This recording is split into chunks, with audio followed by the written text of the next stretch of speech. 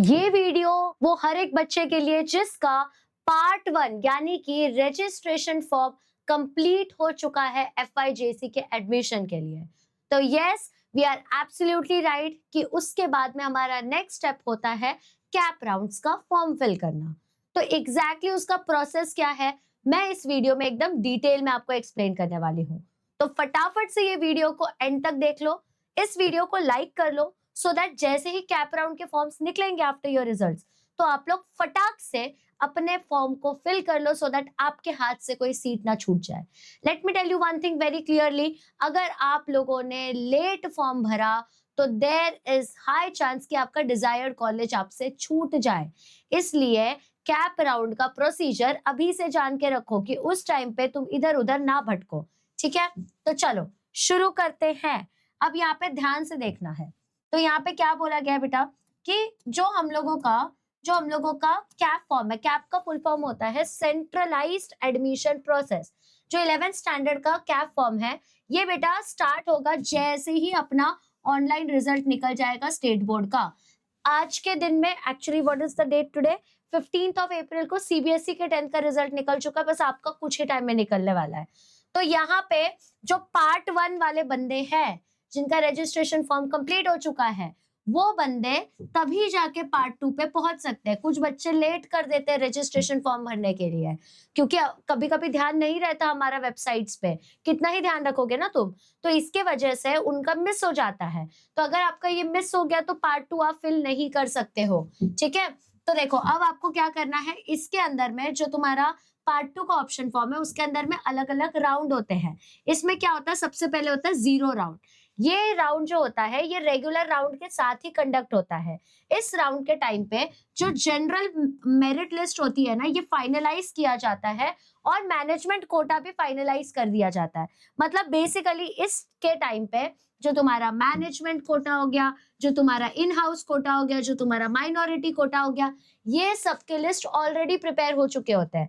इतने लिस्ट जो होते हैं वो फिक्स होते हैं। जैसे अगर मैं बात करूं तुम्हारे मैनेजमेंट कोटा की, तो मैनेजमेंट अपने पास अब कुछ सीट्स को सिक्योर करके रखता है।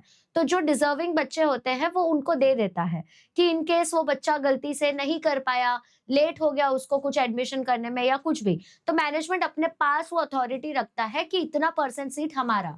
इन हाउस कोटा मतलब मान लो कि मैंने जो स्कूल में पढ़ा है उसका ही जूनियर कॉलेज है, तो वो लोग अपना एक रिजर्व्ड सीट जो है वो मेंटेन करके रखते हैं। वो हो गया। और साथ में माइनॉरिटी कोटा मतलब अगर आप माइनॉरिटी में बिलोंग करते हो, चाहे वो आपका रीजनल माइनॉरिटी हो, ठीक है, चाहे वो आपका लिंगुअल माइनॉरिटी हो या आपका कास्ट का माइनॉरिटी हो, तो ये सारे सीट्स जो होते हैं वो ऑलरेडी रिजर्व बंद कर दिए जाते हैं, ब्लैकआउट कर दिए जाते हैं। और जो रिमेनिंग सीट होता है वो निकलता है आपके बाकी के रेगुलर राउंड्स के लिए। तो जीरो राउंड होने के बाद में बेटा इसमें आप कुछ कर ही नहीं सकते हो। उसके बाद में आपका 4 रेगुलर राउंड्स आते हैं। ठीक है, तो 4 रेगुलर राउंड जो होते हैं यही सारे के सारे स्ट्रीम्स के एडमिशन के लिए कंडक्ट किया जाता है। और यहाँ पे देखो कैप का जो सीट्स है ना, इसका अलॉटमेंट मेरिट के हिसाब से होता है। मतलब कि आपका कितना परसेंटेज आया है रिजर्वेशन के हिसाब से होता है। यानी कि जो यहाँ पे 3 कंडीशंस बताए वो रिजर्वेशन के हिसाब से, और बच्चे का क्या प्रेफरेंस है, बच्चे को यही पर्टिकुलर कॉलेज में जाना है या वही पर्टिकुलर कॉलेज में जाना है, उस प्रेफरेंस के हिसाब से बनता है। प्रेफरेंस यानी कि पार्ट 2 जो है वो हर राउंड के पहले आपको अपडेट करना पड़ता है। अब यहाँ पे अपने पास 1 2 3 एंड 4 राउंड्स है। मान लो यहाँ पे आपने टॉप के 3 कॉलेज डाले बट आपका परसेंट उतना नहीं आया है, तो आपके पास ऑप्शन होता है राउंड 2 में भी उस लिस्ट को चेंज करने का, राउंड 3 में भी उस लिस्ट को चेंज करने का, और राउंड 4 में भी उस लिस्ट को चेंज करने का। ठीक है, तो अब देखो फिर इसके बाद में जैसे ही आपके चारों राउंड्स खत्म हो जाते हैं, स्टिल अगर कोई बच्चे का एडमिशन नहीं हो पाया ड्यू टू लो स्कोर या फिर डिलेड आपका फॉर्म भरना, तो तब उनके लिए बेटा स्पेशल राउंड्स निकलते हैं। ये सारे बच्चों के लिए होते हैं। बेसिकली जब सारे 4 रेगुलर राउंड्स हो जाते हैं तो स्पेशल राउंड कंडक्ट होता है। तो ये वो बच्चों के लिए जो स्टूडेंट्स को अब तक एडमिशन नहीं मिला है और या तो उनको कोई राउंड में रेस्ट्रिक्ट कर दिया गया है, तो उन बच्चों को यहाँ पे एडमिशन मिलता है, but it is purely based on merit. यहाँ पे सिर्फ आपका परसेंटेज देखा जाएगा। It will not be considered कि आप रिजर्वेशन में बिलोंग करते हैं। अगर आपका परसेंटेज है तो ही स्पेशल राउंड में आपको एडमिशन मिल सकता है। तो आप समझ लो कि भाई जो स्मार्ट बच्चे होते हैं ना, जिनके मार्क्स अच्छे आए होते हैं, वो भी कभी-कभी स्पेशल राउंड्स में मिलते हैं। नहीं तो तुम सोचो ना, ये राउंड ही क्यों खोलते हैं? क्योंकि डिले हो जाता है। That is the only reason कि आप अभी थोड़ा, आई नो, एन्जॉय वगैरह कर रहे हो, आपने क्लासेस शुरू कर दिया होगा, तो बेटा इस टाइम पे ना आप उसी में लगे रहो। बाकी चैनल को सब्सक्राइब करके रखो, सो दैट कोई भी अपडेट आएगा तो मैं आपको इमीडिएटली इन्फॉर्म कर दूँगी। ठीक है? तो अब आपको समझ गया होगा कि कोई रिजर्वेशन के ऊपर यहाँ पे नहीं होगा अगर हम लोगों का स्पेशल राउंड रहा तो। नेक्स्ट आपका बायफोकल एडमिशन, जैसे कि आपका जो वायरिंग वगैरह के कोर्सेस होते हैं, जो इलेक्ट्रिशियन के कोर्सेस होते हैं, वो सब बायफोकल में आ गया। तो बायफोकल के एडमिशन के लिए आप इन राउंड्स में नहीं बैठते हैं। इसका एडमिशन जो होता है वो जूनियर कॉलेज लेवल पे होता है, उसके मेरिट के हिसाब से। आपका कितना परसेंटेज वगैरह आया है, उसके हिसाब से होता है। ठीक है? और ये पूरा जो टाइम टेबल होने वाला है ना, ये तो सिर्फ प्रोसेस बताया मैंने। ये पूरा का पूरा टाइम टेबल भी जो है वो आपको ऑफिशियल वेबसाइट पे मिल जाएगा, तो बिल्कुल टेंशन नहीं लेना है, मैं आपको वो भी प्रोवाइड कर दूंगी। तो बस ये वीडियो को सब्सक्राइब करके रखिएगा, ये चैनल को सब्सक्राइब करके रखना, सो दैट जो भी रिसेंट अपडेट आए यू शुड गेट सबसे पहले। बेल नोटिफिकेशन भी ऑन कर लेना, ठीक है? और अगर आप बच्चों ने सोच लिया है कि भाई हम लोगों को तो साइंस ही लेना है, but if you are confuse कि कहाँ से पढ़े, कैसे पढ़े, फीस बहुत ज्यादा है, क्योंकि 11-12 का offline fees literally crosses 1.5 lakh rupees minimum है ये।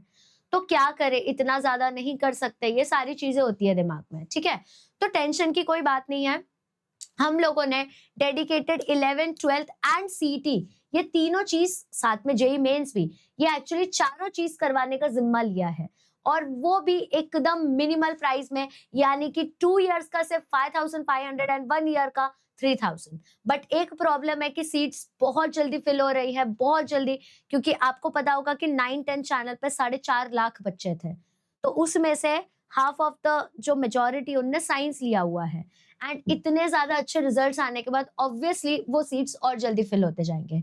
तो there is a high chance कि बैंडविड्थ कम होने की वजह से हम लोग मे बी आपको एडमिशन ना दे पाए, और इसलिए मैं कह रही हूँ कि अभी के अभी अपना सीट जो है वो सिक्योर कर लो, क्योंकि क्रैश कोर्स ज्वाइन करोगे तो काफी चीजें मिस ऑन हो जाती है। जैसे हमने ब्रिज कोर्स शुरू कर दिया है, जिसमें आपके बेसिक्स क्लियर हो रहे हैं, तो इसलिए फटाफट से लिंक जो तुम्हारे डिस्क्रिप्शन में उधर पे जाओ, और ये तुम बैच अभी से लेके रख लो।